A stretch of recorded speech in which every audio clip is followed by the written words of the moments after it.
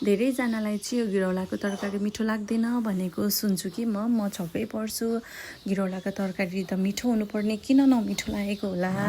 Hello everyone, आज चाहिँ म घिरौलाको तरकारी पकाउन गइरहेको छु मेरो किचनमा। हजुरहरूले मेरो पुरै भिडियो हेरिदिनु होला। आज चाहिँ मैले मेरो बारीबाट कलिलो कलिलो घिरौलाहरू टिपेर ल्याइसकेर यसलाई तासतुस बनाएर काटकुट बनाइसकेँ र मैले ग्यासमा कराई पनि बसाइसकेँ। तोरीको तेल हालेँ, यसमा मैले जिरा फुराइसकेँ।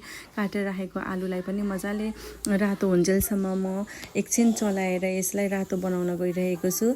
आलु रातो भइसकेपछि यसमा म बेसार एड गर्दैछु अनि त्यस पछाडि मैले काटेर राखेको घिरौला पनि एड गरेँ। अलिकति भिन्डी थियो, त्यो भिन्डीलाई पनि किन छोडिदिनु भनेर त्यो भिन्डी पनि मैले एड गरिसकेँ। अब यो आलुमा हालेको बेसारलाई यो घिरौलामा पनि मजाले कम्बाइन गर्नुको लागि मजाले एकछिनसम्म चलाइराखेँ। यति भएपछि यसलाई मैले नुन हालिदिएँ। नुनले चाहिँ अलिकति छिट्टै तरकारीलाई गलाउने काम गर्छ। नुन हालिसकेपछि मैले यसलाई अलिकति जिरा र धनियाँको धुलो पनि लगाइदिएँ अनि मैले एकछिन यसलाई छोपिदिएको थिएँ। छोपेर एकछिन मैले राखिदिएको छु। त्यस पछाडि अलिअलि गलिसकेपछि यसलाई मैले कुटेर राखेको लसुन र खुर्सानीको पेस्ट र टमाटर पनि हालिदिइसकेँ। एकछिन फेरि छोपिदिएँ। छोपेर निकाल्दाखेरि योबाट पानी निस्किसकेको थियो।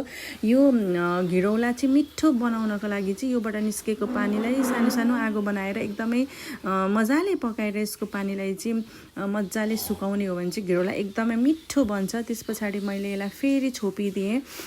यतिको यसको पानी सुक्दै सुक्दै गइरहेको छ। अलिकति आलु पाको कि पाकेन भनेर म किच्याउँदैछु अनि त्यस पछाडि लास्टमा भनेको मैले यसलाई छोप हालिदिएको छु। आलसको छोपले चाहिँ घिरौलाको तरकारीलाई एकदमै मिठो बनाउँछ। अनि आलसको छोप हालिसकेपछि पनि एकछिन मैले यसलाई छोपेर सानो हिटमा पकाउँदैछु। यतिको गरिसकेपछि एकदमै मिठो घिरौलाको तरकारी ready for you. You can try it. Thank you for watching my video.